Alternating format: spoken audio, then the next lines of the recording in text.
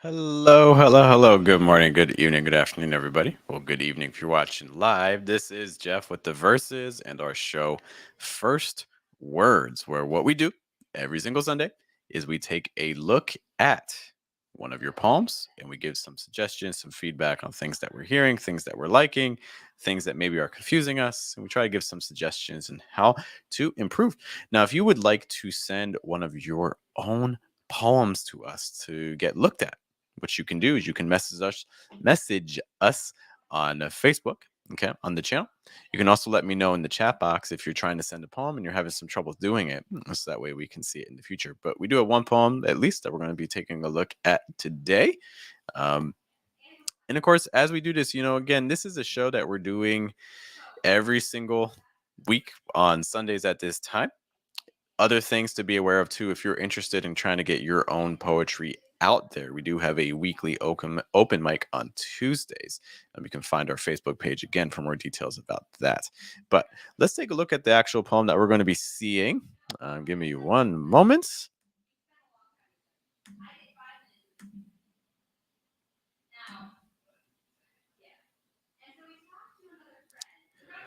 Okay, we got our friend here. Okay, so this is going to be the piece. You can see it's titled The Somber Infant by Darius. Okay, Darius, thank you so much for sending us the poem. We hope we can give you some helpful tips as we go through this. Okay, now to start, give me one second, I got some sound going crazy. Okay, so to start, what we're going to do is we're going to just kind of read the poem, get a general idea of what's going on. And of course, if you're at home watching this, or if you're watching on the replay, some that can be helpful. Try to identify some things that you're noticing that maybe I'm not picking up on, or that I'm missing, and things like that. Or maybe just something I failed to mention. It'd be great to have your thoughts as well. So this poem is called The Somber Infant.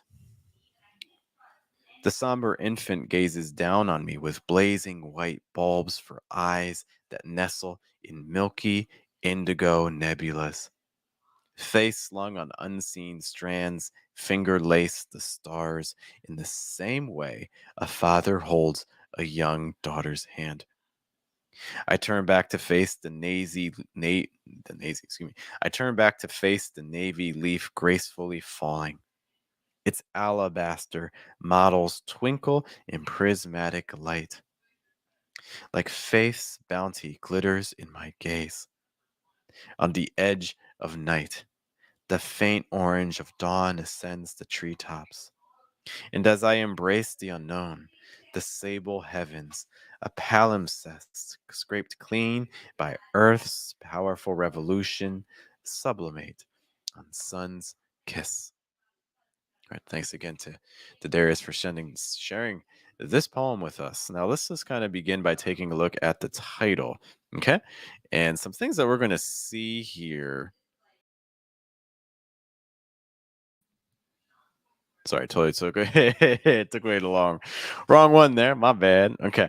So some things that I'm noticing again, just starting off with the title. So our title is the Somber Infant. Okay. So already it's kind of setting up a tone. Okay. I'm kind of wondering what role the is having. That might not be something that is necessarily carrying a whole lot of weight. Okay. So that's kind of again just something to kind of ask yourself: Is this can this get away without the article, or do you feel like it's carrying enough purpose that it's necessary for the piece?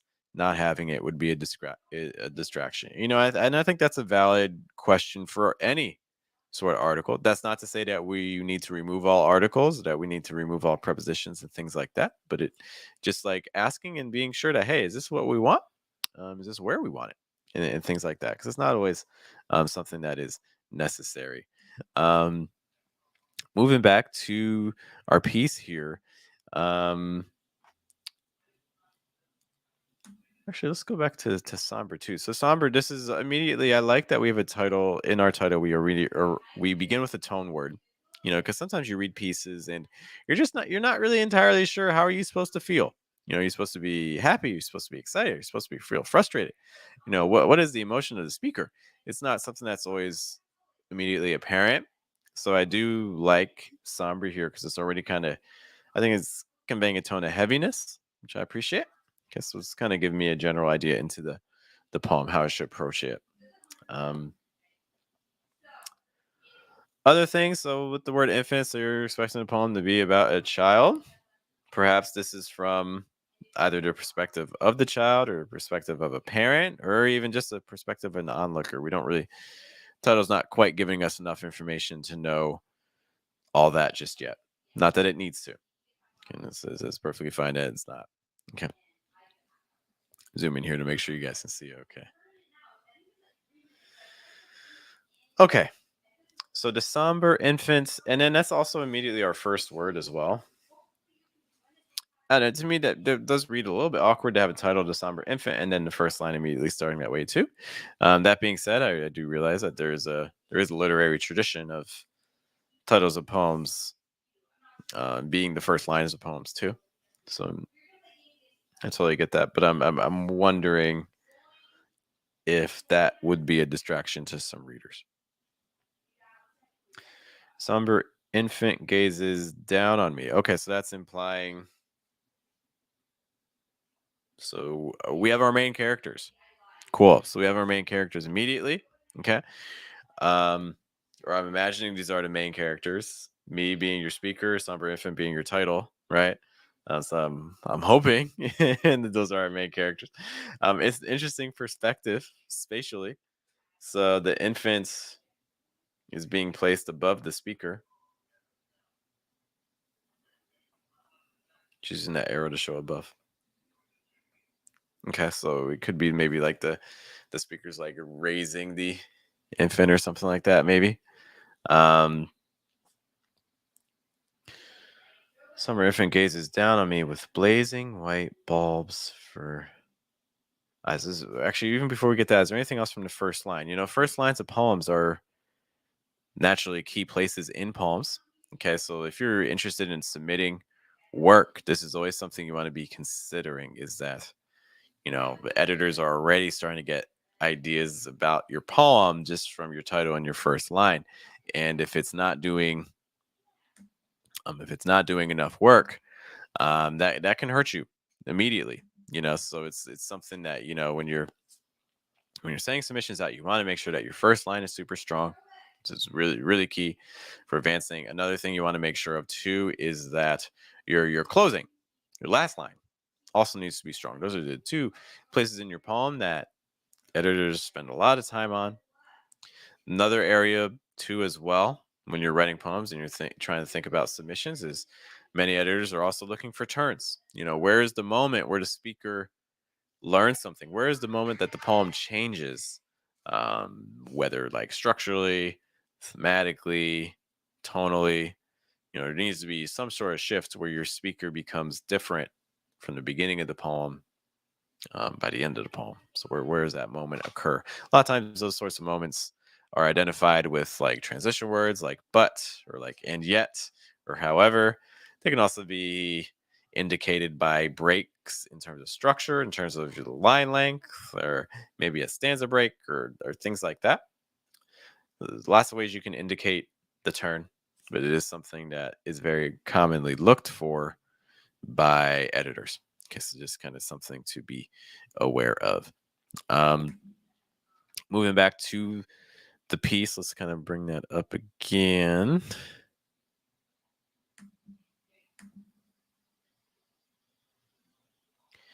Summer Infinite gazes down on me.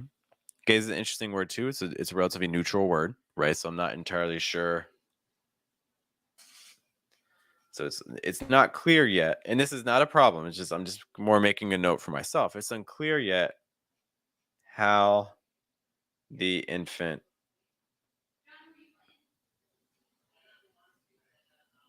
feels about this gazing and this gaze towards the speaker. Like, is it upset? I know the the infant is somber. It's something too.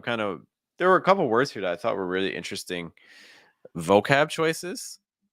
It's like even we're mentioning somber a lot, but what exactly does when you think of somber, what comes to mind for you exactly? So I just kind of want to see what the technical definition of somber is, just to kind of make sure to orient myself.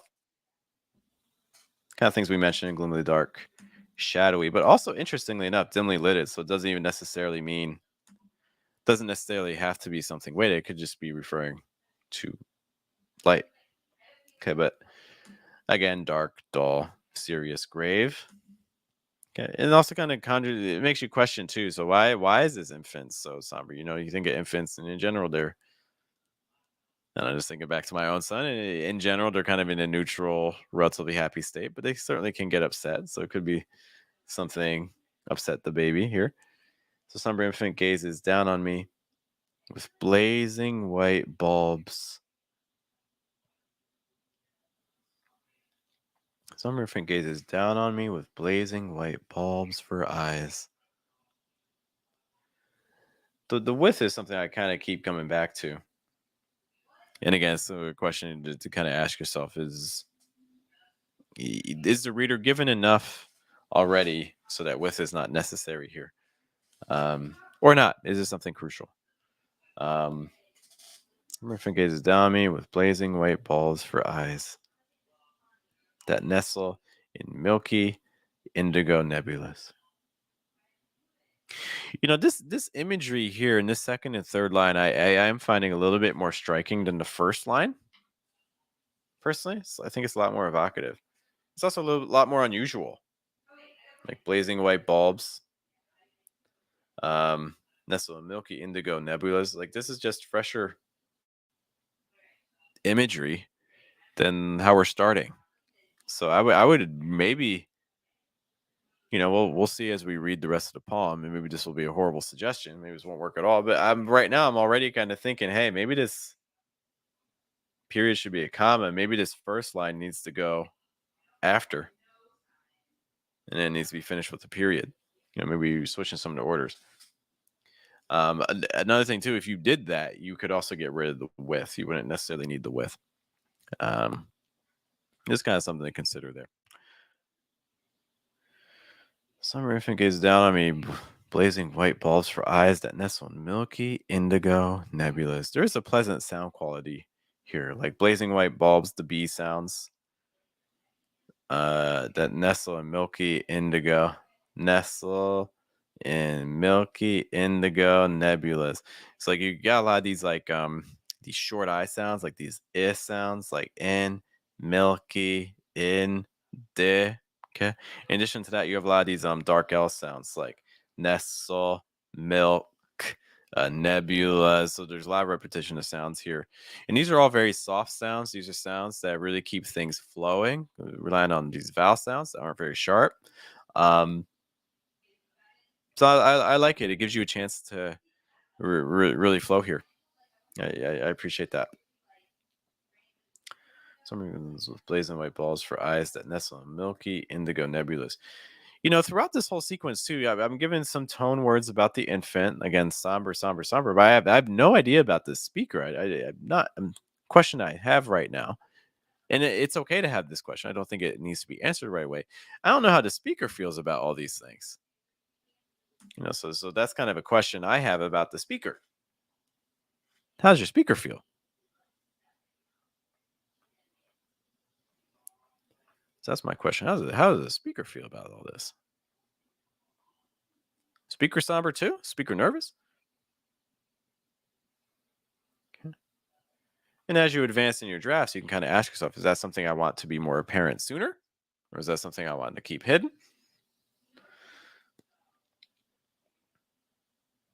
Faith slung on unseen strands, finger laced the stars. Faith slung. Okay, I felt very grounded in the first three lines. I know there's some intriguing imagery, but in general, I felt grounded. I'm with you with the bulbs for eyes. Although blazing white bulbs for eyes. Am I with you? let me think about that more now.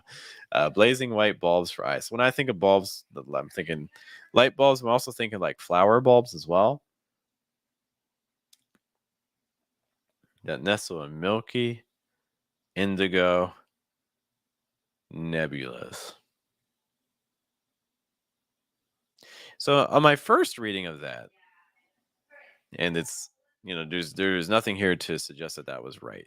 Because I probably made a mistake. It's probably poor reading on my part. But that's a Milky Indigo Nebulous. I was imagining this was kind of like the pupils of the eye and things like that. But that doesn't really make sense in the logic of the image. Blazing white bulbs for eyes. Okay. So we're already kind of getting our metaphor of sorts, right? Blazing white bulbs for eyes. Okay. And then you're adding on to this metaphor a little bit more. The bulbs nestle in milky indigo nebulas. What are the nebula? So if bulbs are the metaphor for the eyes, I'm getting a bit confused about what the nebulas are exactly. Especially because, like, when you say white bulbs, like white bulbs for eyes, that's I'm immediately thinking about like the whites of your eyes. And maybe that's wrong. Maybe I should be treating it more as like the whole eye is a bulb. But that still kind of leaves me. So then, what's the nebulas? It's one of those things that I think again sounds pleasant, but the more I kind of think about it, the more kind of confused I get, and that's not necessarily a problem. Especially if you're going for something more lyric versus narrative or things like that. I don't need to necessarily follow you everywhere. That's not necessarily the goal. But I think it's intriguing. But the deeper I go into that metaphor, and especially into line 3, the more I get a little bit confused. Face slung on unseen. Whose faith? Is the speaker's faith? The infant's faith?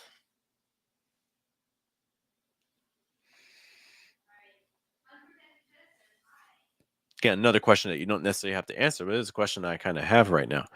Whose faith are we discussing? Okay. That's kind of something I am wondering here. Okay. Faith. That might be a little too distant. Face slung on unseen strands, finger lace the stars. So faith slung on unseen strands. Who did the slinging? Are they? The slung is such an interesting choice. Like I would imagine, like tied to unseen strands or attached to, slung on the strands. Face slung on unseen strands. Yeah, I'm definitely getting a little bit. Like, because when I get to like the strand, I'm okay with like face slung on unseen. The strands part is just kind of throwing me off because when you say strands, I imagine something like tied to or attached to or knotted.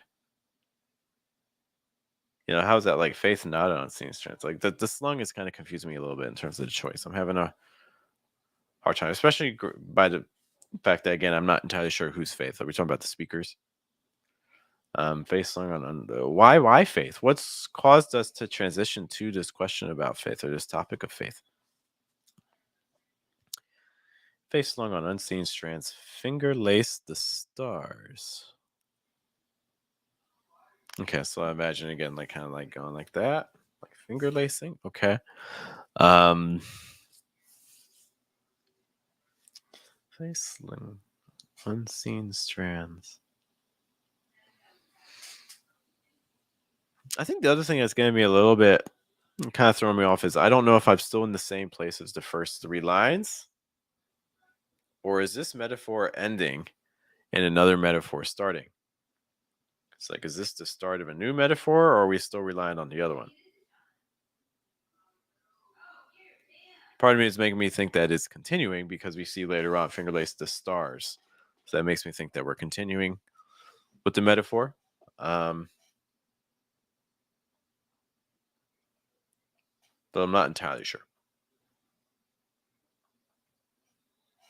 Okay. Face on unseen strands. Finger lace I'm also a little bit confused grammatically. So faith slung on sea strands, figure laced the stars. Is faith the subject? Or is it strands the subject? If it's faith, that should be laces, right?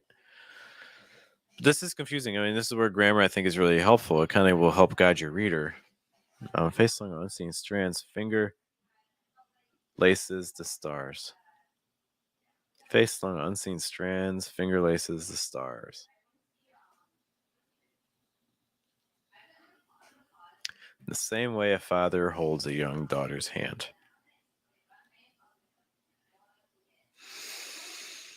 The same way, face the same way. Okay, so in the same way is often a device used to introduce a metaphor. It's kind of let's say like it's a cheat way of turning a simile into a metaphor, but it's one technique of making a simile into a metaphor. So metaphors in general tend to be stronger than similes. Okay. Um, am I supposed to think as the speaker that this is also the thing that's occurring? Am I supposed to think that the father is holding the daughter's hand, that this infant is, I'm guessing, a daughter? Or are we just making a comparison? Okay. It's like the speaker is not actually a father. The speaker is not actually holding a daughter's hand. We're just kind of comparing. There's some ambiguity here.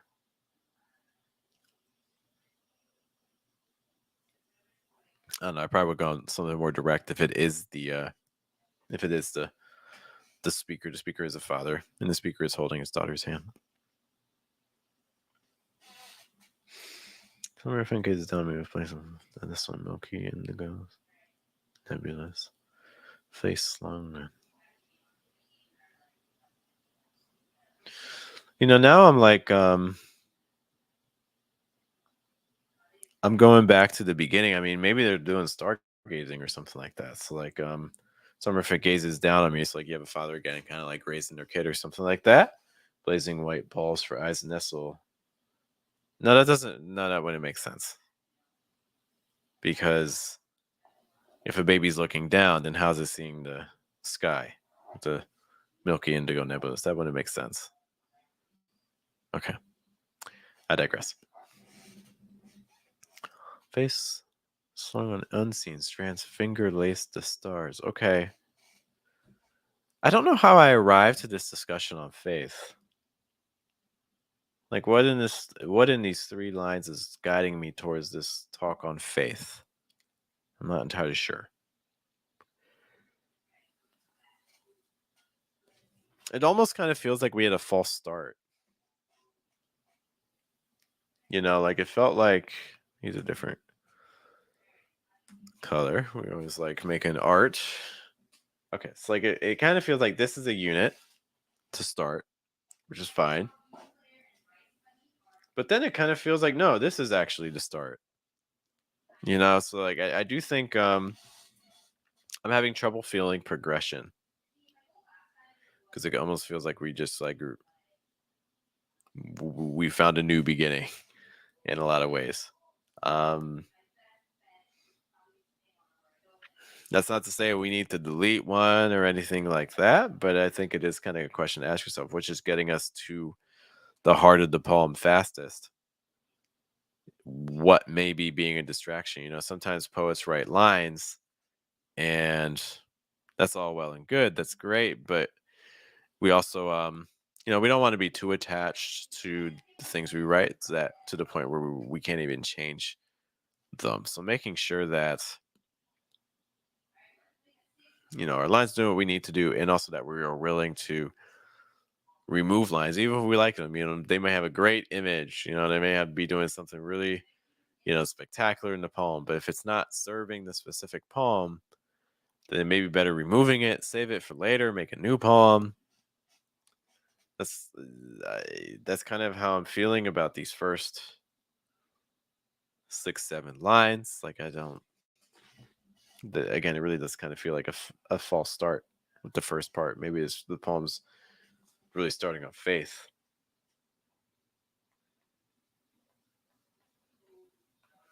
Or maybe this whole faith part is just distracting. So maybe it would be better if we changed it. I don't know. That's a question for the poet.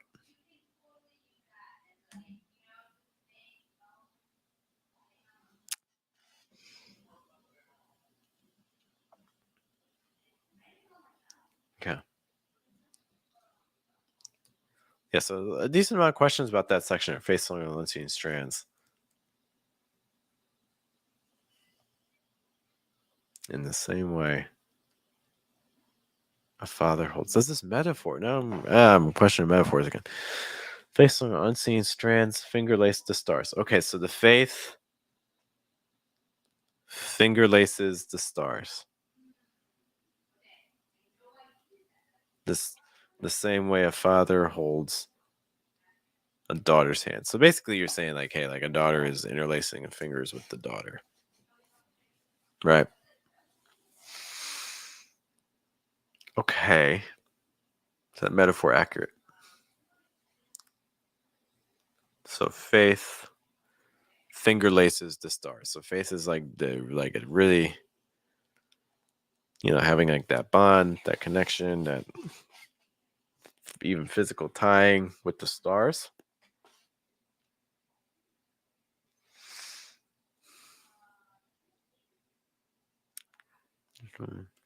Okay, I think I can buy it, but it may also just be asleep. I turn back to face the navy leaf gracefully falling. Why is it the? If there's any article here, I'd imagine it's like an This is new information for your reader. Turn back to face the navy green leaf gracefully falling. Turn back to face navy leaf grace. So again, some very pleasant sounds. Here are some nice assonance. So we have, like, for instance, face, navy, and grace. Okay, some nice sounds there. Great job. Face. In addition to that, there's also those sounds with the L's. So we got some nice qualities here. Same color.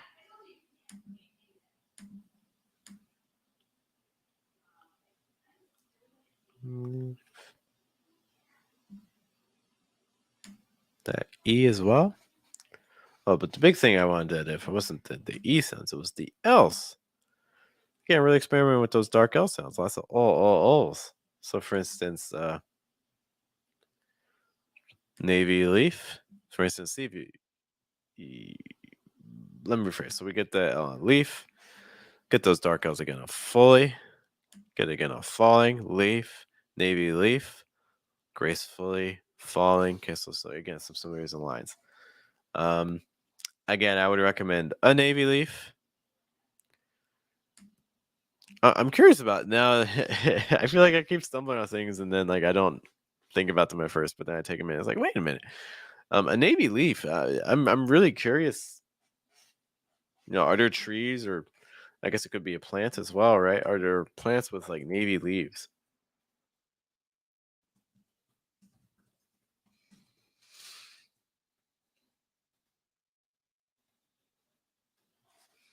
Hmm. Navy blue leaves, navy blue plants. Yeah, I mean maybe there are, but I'm not getting great results for navy leaves. I wouldn't call these navy exactly. Anyways, the navy leaf, that navy, I am finding a little bit distracting because I'm not fully sure I understand what I need.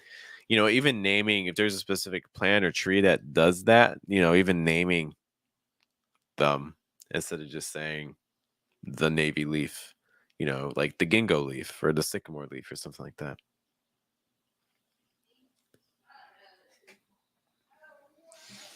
I turn back to face. Turn back to face the navy leaf gracefully flying. Somber Infant gazes down at me with placing. Turn back. Turn back from where? Where were you looking originally? Yeah. So I'm a little bit curious about that turn back part. Um, Back to face.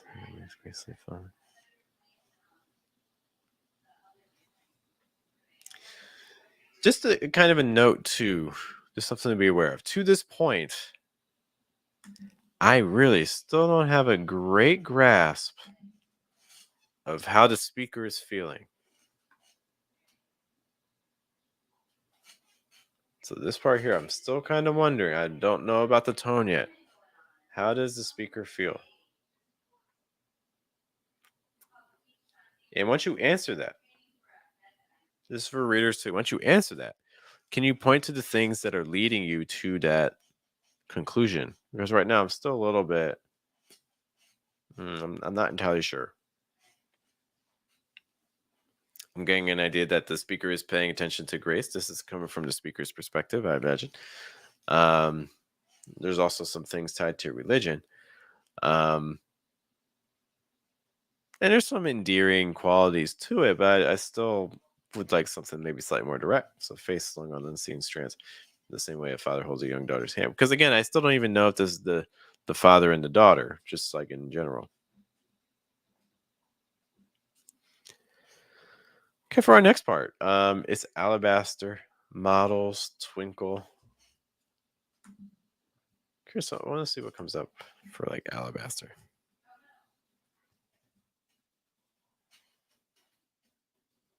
Hmm.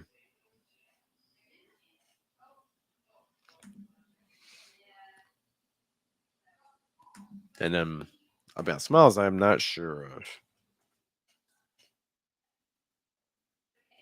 Alabaster models. Give me some information about loams. Okay. Marks. Alabaster models. Twinkle and prismatic light. One thing again with like alabaster. I want to see alabaster again.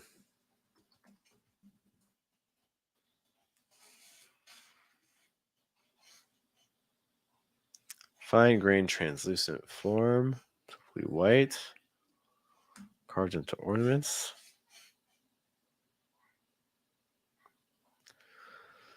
Going back to the navy leaf, maybe it's not even a plant or flower. Maybe it's like some like decoration or something. Turn back to face the navy leaf gracefully, following its alabaster models. Twinkle in prismatic light. It's alabaster models.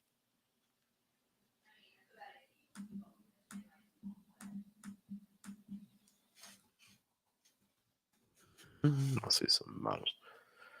Again, marks and things. It's alabaster models. So it's basically kind of saying like white-ish models glow in prismatic light.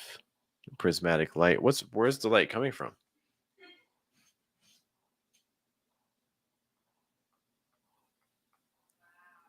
It's like what light is this exactly? Twinkle and prismatic light. It's on my mouse. Twinkle and prismatic light. Okay, because I don't have enough knowledge about the space. I don't there's things happening here that do seem a bit reliant on location, but I really don't have a whole lot of information there. So it's kind of like the deeper I get, the less grounded I feel.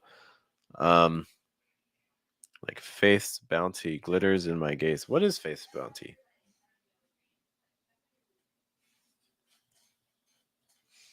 Faith's bounty glitters in my gaze. I mean, again, we have all these things. This reference back to the gazes here.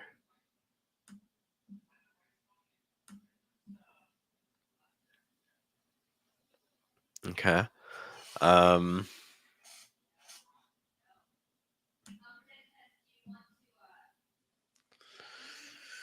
so here's the mouse twinkling prismatic like face bounty glitters in my gaze.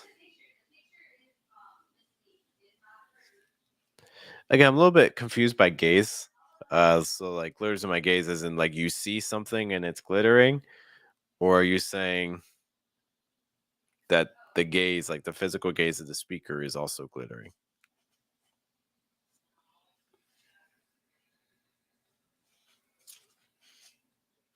So again, I mentioned it. I don't know what face bounty is. I mentioned that earlier.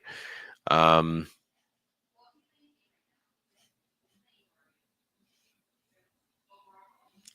and then we get more time. Actually, maybe it's first time of time. So first major mention. On the edge of night. So already, this is giving me some helpful information. So like in terms of like seeing the stars and things. Okay, so we're at night. The faint orange of dawn ascends the treetops. Okay, so we're guessing that time.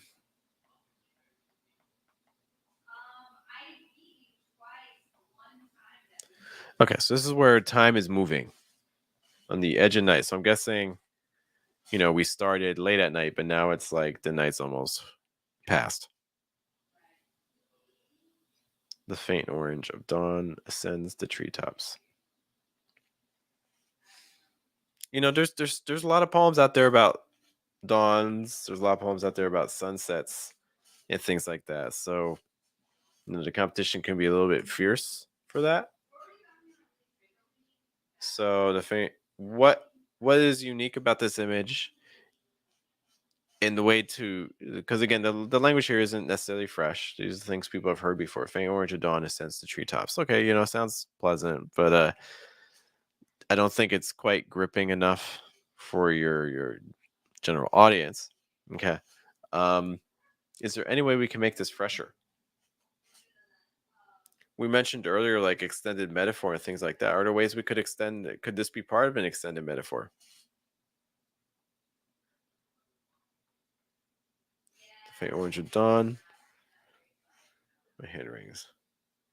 Not good, guys. It's just not good. So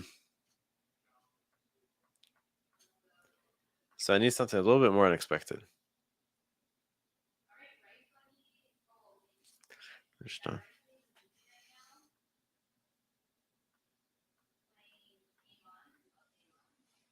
Okay. And as I embrace the unknown, the sable heavens of palimpsest, great cleanings by earth's powerful revolution, sublimate on sun's kiss.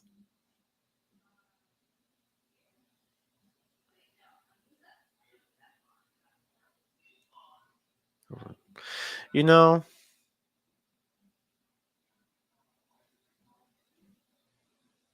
maybe the infant's not even real. Maybe it's just like a metaphorical infant or something that the speaker just kind of sees for themselves. Um,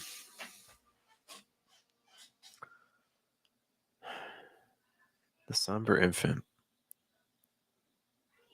Because I kind of just skip through the reading. I don't. The poem is called "The Somber Infant." This is a poem about the speaker, though.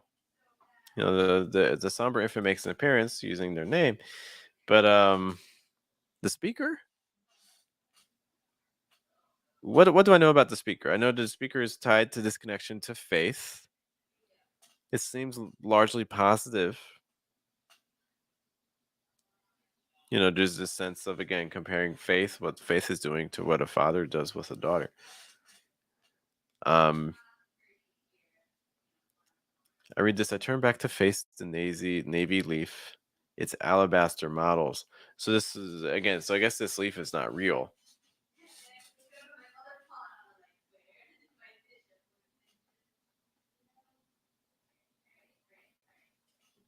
So I'm guessing this leaf is not actually real. Guessing this leaf is some sort of decoration or something, especially because of the alabaster models. I'm guessing that the poet who wrote this, I'm guessing, has something very much in mind from maybe a lived experience about the alabaster models. Okay, that sounds to me like a detail that feels pretty real. It's probably one of the more intriguing ones here. Um, and as I embrace the unknown, what's unknown? And besides the answer to some of these questions, well, what's unknown?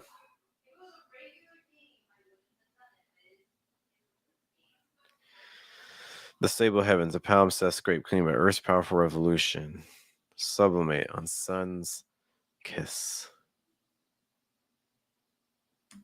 Palimpsest. Let's make sure I'm getting everything I can from this poem.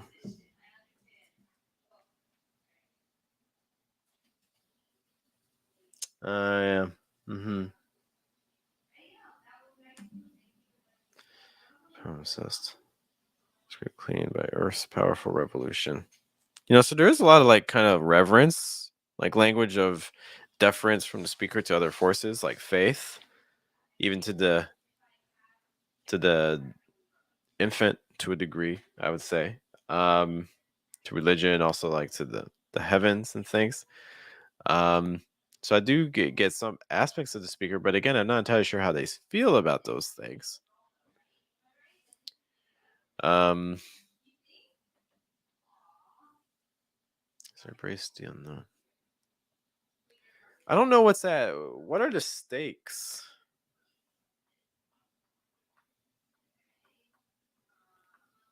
This is probably the most important question I can ask you for this poem is what's at stake here for the speaker? It gets hinted at. Dun, dun, dun, dun.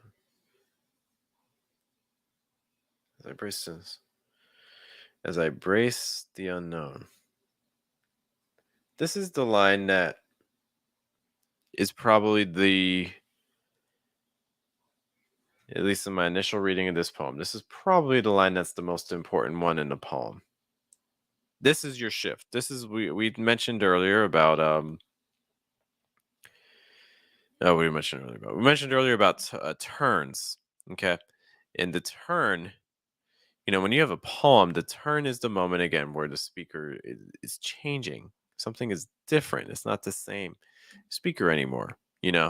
Um, and this is your change. And as I embrace the unknown, before the speaker was not embracing the unknown, and now they are. Cool. So you have a turn. So now my only question is, what is causing this turn? Why? Why is the speaker embracing the unknown?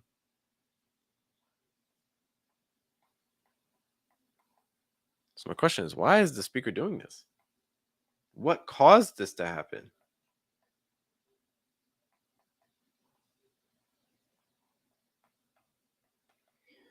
Because I'm having a hard time answering that as the reader, and if I can't understand that as a reader, it's like I'm not being allowed to enter the space of the speaker. Another question too is, where does the infant go?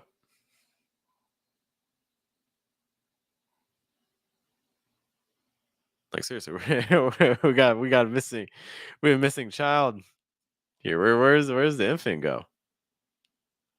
Just straight gone. So again, Somber Infant gaze down. I mean, that's face the same way. Because again, it's not even clear if the infant's even at this point. Is the infant even here with the young daughter's hand?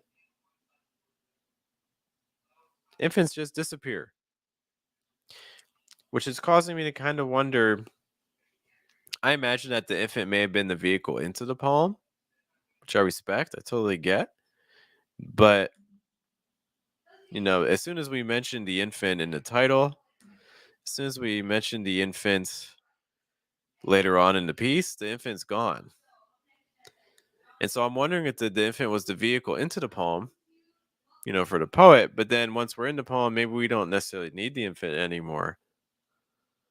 So maybe one thing we can consider doing is we can consider, hey, what roles does infant have? Why is the infant here? And again, was the infant just a vehicle into the poem? Is the infant serving a larger purpose? Kind of deciding that. But in a lot of ways, this is a poem of false starts. We had the first three lines starting us potentially. Then we had the next three lines or four lines kind of starting us again. But the reality is that actually this poem might actually really just be starting here. So my question is this really the poem?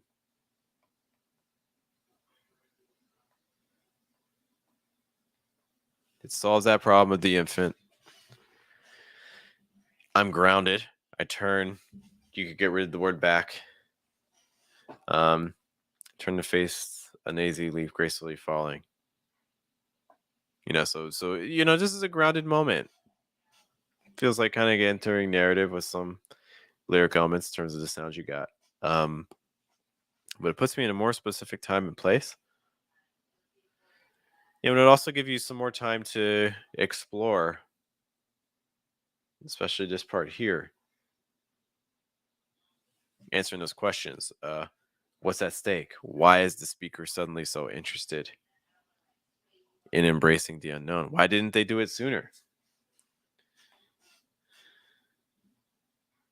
So why is the speaker, what I meant to say, why is the speaker doing this like now? Why didn't they do this earlier?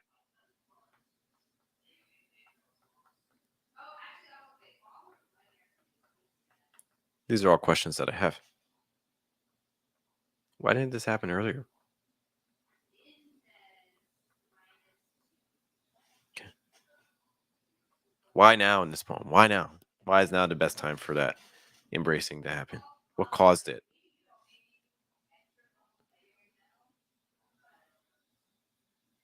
Make sure there's anything else. So I embrace the unknown. Stable heavens, the palimpsest, scraped clean by Earth's powerful revolution. Sublimate on sun's kiss. This is actually one place I would have considered using the, because typically with sun, you usually have a the there.